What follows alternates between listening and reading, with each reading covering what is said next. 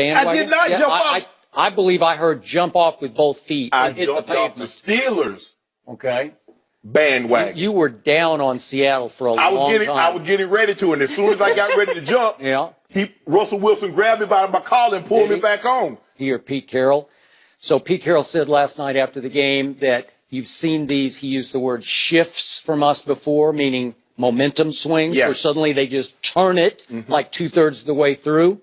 And right on schedule, they have turned it around because the quarterback appears to be getting pretty healthy, if not completely healthy. And again, they had a couple of big injuries yesterday, and my Cowboys, please God, have been mostly blessed. Mo Claiborne's still gone, but hey, that little kid, Anthony Brown, the little rookie he's playing pretty well. Anyway. He is playing well. So I look at what happened. ProSize comes out of nowhere, and it looked like they had a legit back. Obviously, Rawls is back too, and then ProSize busts up his shoulder, and he's gone maybe for the rest of the year. Right. Pretty big hit, I would say, to the offense. Then Earl Thomas, who can be the spark plug of that defense, pulled his hamstring. I don't know how bad it is, but it sounds like he's going to be gone for a while. So that's two slight advantages, Dallas. Right. I look at Seattle's schedule. It is very possible, scarily, frighteningly possible in my eyes, that they could win out. Because they got at Tampa, although Tampa shocked me yesterday to go up to Kansas City and win that game. That was pretty impressive. So it's at Tampa, Carolina, at Green Bay, Rams, Arizona, at 49ers. They could win out. If they do, that would mean my Cowboys could only lose one game down the stretch. And it gets a little dicey here because I'll just tell you their away games are at Minnesota, at Giants, at Eagles. And it's possible you could lose a couple of those games. So if they do, it's all about home field. I said before the year started, I thought it would be Seattle at Jerry World for the NFC Championship. And I'm going to stick with it, but my Cowboys are going to have to even surprise me a little bit to close at 14-2, because that's what they're 9-1 now, so they could only lose one more game, because I fear that Seattle has shifted into high gear, and here they come. But here they would go. I don't think they can win at Jerry World, but I'm not sure my Cowboys could win at Seattle either. Who would have thought that it might come down to a tie? And the tie might cost Seattle an opportunity to have home field. A 6-6 tie in overtime. Yep. Wow. And you know, the thing is, Skip, is that you look at Seattle in their running attack. They get Rawls back. ProSize goes down. They release Christian Michael, who's their leading rusher in touchdown. So now, what do you have? It's not like if you take away that big long run that he had, the carry he had for 72 yards, they only had like 28 carries for like 80 yards after that. Yep. So it's not like they're running the football. And Russell Wilson is having Dak Prescott can't catch a touchdown pass. I bet he can't do that. I bet he can't. I bet he can't. I bet he can't. We don't know. He can't run like Russell Wilson. I saw Russell do it. So we speculating on what Dak can do. Oh, he can catch.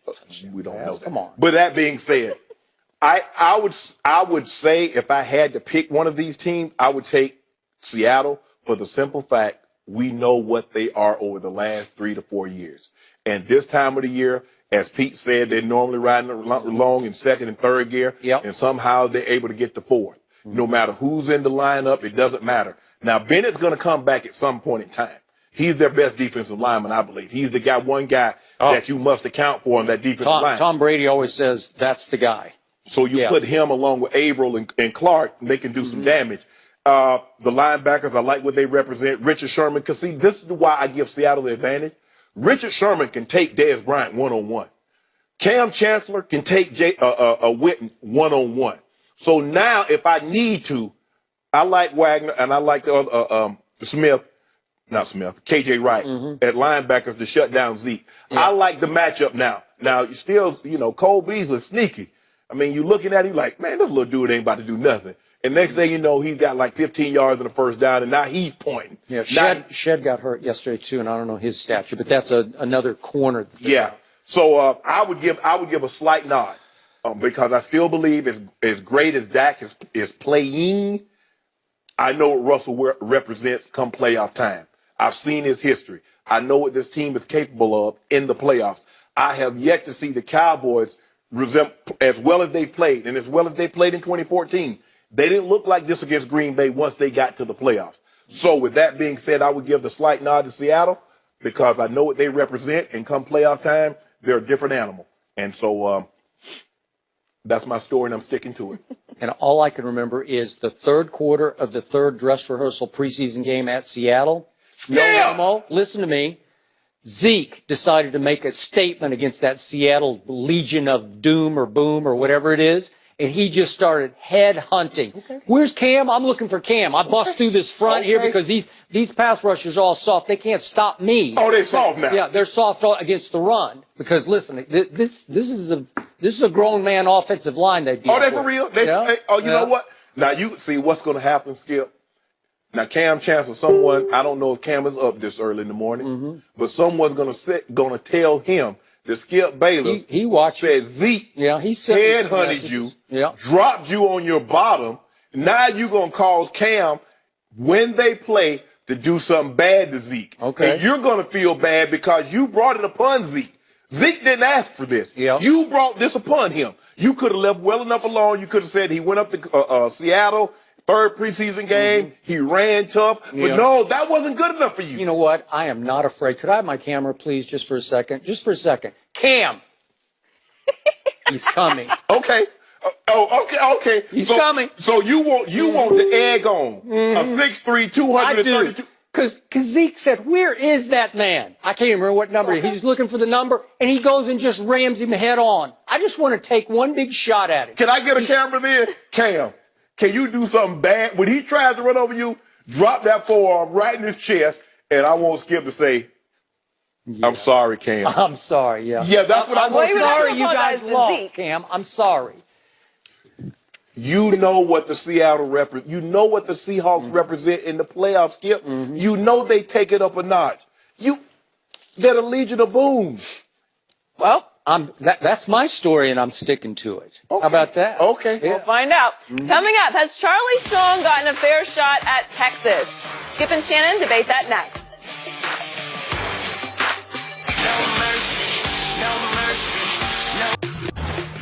Welcome to Undisputed, live from Los Angeles. I'm Joy Taylor here with Skip Bayless and Shannon Sharp. Good morning, guys. Good morning, Joy. How are you today? I'm doing great. It's been wonderful. Man, it's beautiful. I was home this weekend. The weather's nice fall mornings. There's nothing like fall in Georgia. Oh, it was great. You had a great weekend? Yeah, man. I can't wait to get the show started. Everybody good out there? Yeah, good. How are you? Good to see you. Hi, Skip. You know, I'm not going to do it today because this is getting to be old hat. This is actually getting boring for me. So I'm just going to sit back and I'm not. How about them Cowboys? Did you people? I'll probably slip on the floor. Did you see what Dak Prescott did? Sit down, man. You ain't in show business. He didn't see it. He doesn't believe it. I got to finally win him over. I thought I asked these people to wax the floors. Yeah. It's slippery. Skip. You had to do it. What about humility? You were tweeting all day yesterday. Creeping on me again. About I'm going to get my credentials yanked. Yep. Okay. You know, I keep trying to warn you. No. I keep trying to educate you. Nope. I keep trying to save you from yourself. Nope. Because I like you. I want you to be my partner, so I've got your back here. But you won't listen to me. You won't learn. You keep picking against Dak Prescott, and he keeps proving you wrong again and again. How many times do you have to be wrong in a row before you finally say, you know what? I concede. I give up. It's all Dak all the time. Thank you very much. Are we doing the mannequin challenge? I can't. Next question. Let's get it started. Well, starting off with the Red Hot Cowboys. Dallas extended their winning streak to a franchise record 9 games yesterday after beating the Ravens 27-17.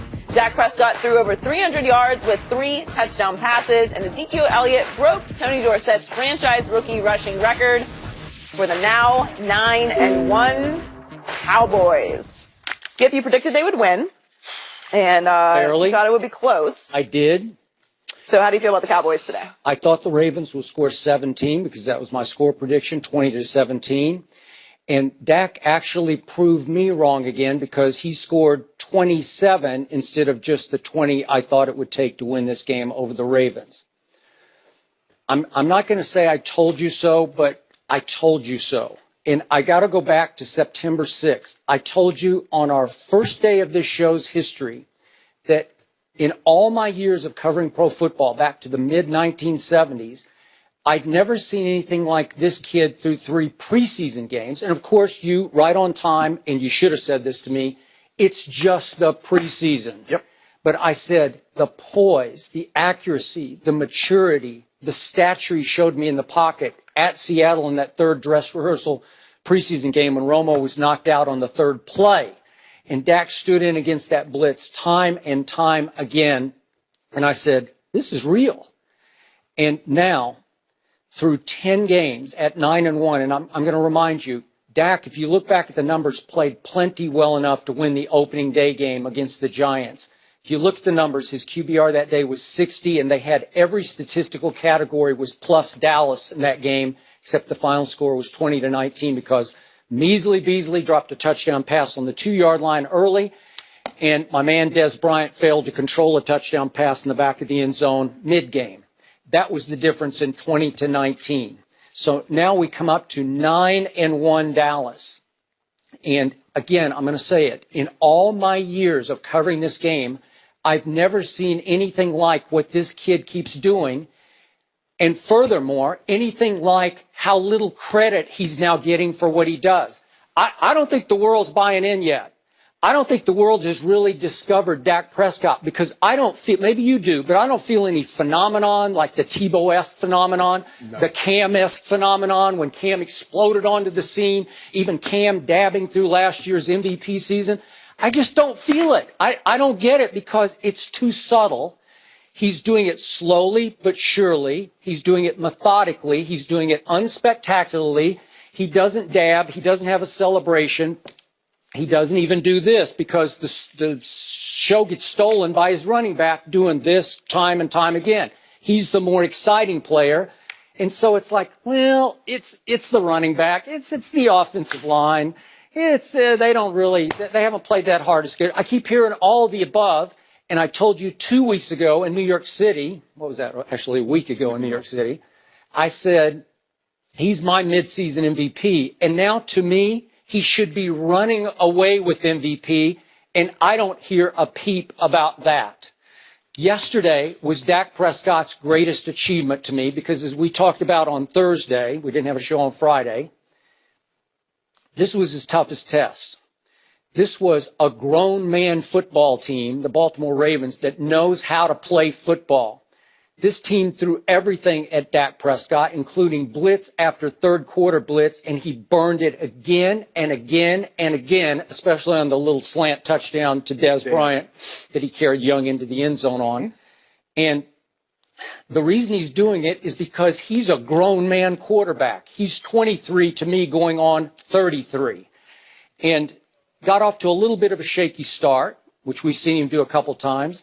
And then once it kicked in about the 5th series, listen to these drives. 10 plays, 92 yards, 13 plays, 88 yards, and then the clincher to ice the game, 13 plays, 72 yards, with 0 turnovers. 0 turnovers. So against the Ravens, he threw for 301 yards, 3 touchdowns, and 0 interceptions.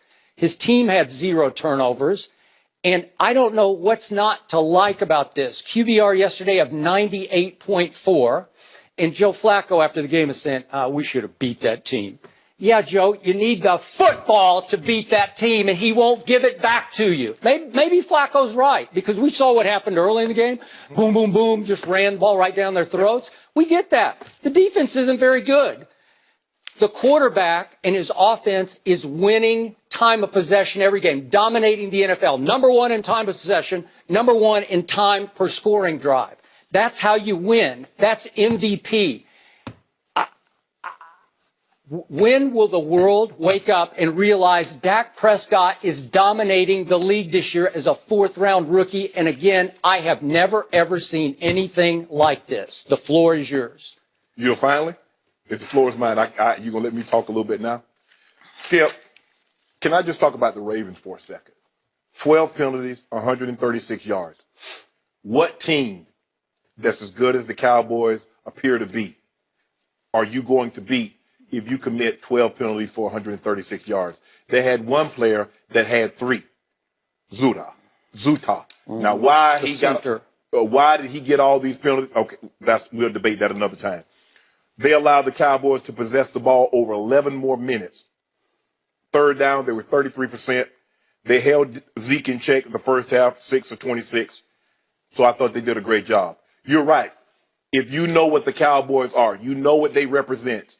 They are a team that want to possess the football because the flaw of their team, if there is a flaw, it is their defense. So they minimize the amount of time that team, that side of the ball, has to be on the field. So Joe Flacco and other teams, if you know that, you must value possessions. You need to get the ball into the end zone because if you go 3 and out, even if they don't score, the next time you get the ball, they will have run 4 or 5 minutes off the clock.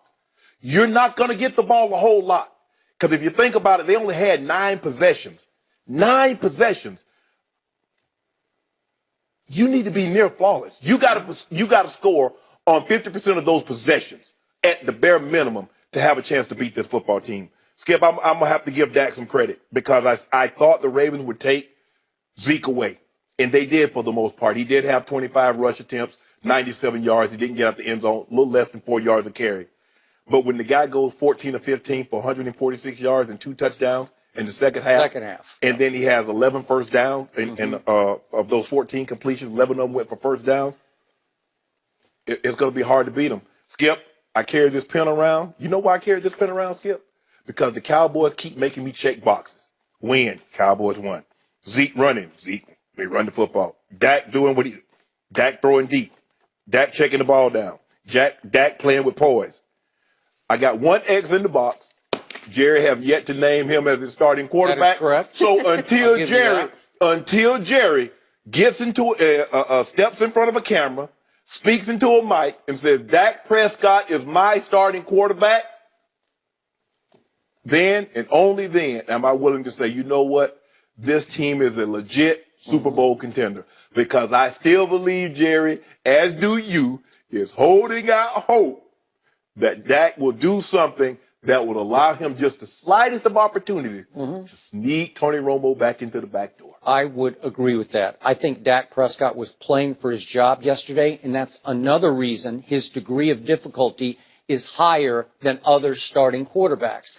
Now he had the guy dressed, ready to come into the game yesterday, and I thought if he lost this game, and it's going to be a dangerous, we saw the Redskins last night, they're explosive and dangerous, arch rivals, obviously. They won at Texas Stadium last year. They've often won at Texas Stadium. I'm sorry, the Jerry World. I'm still going back in time because of all those games I saw them win at Texas Stadium.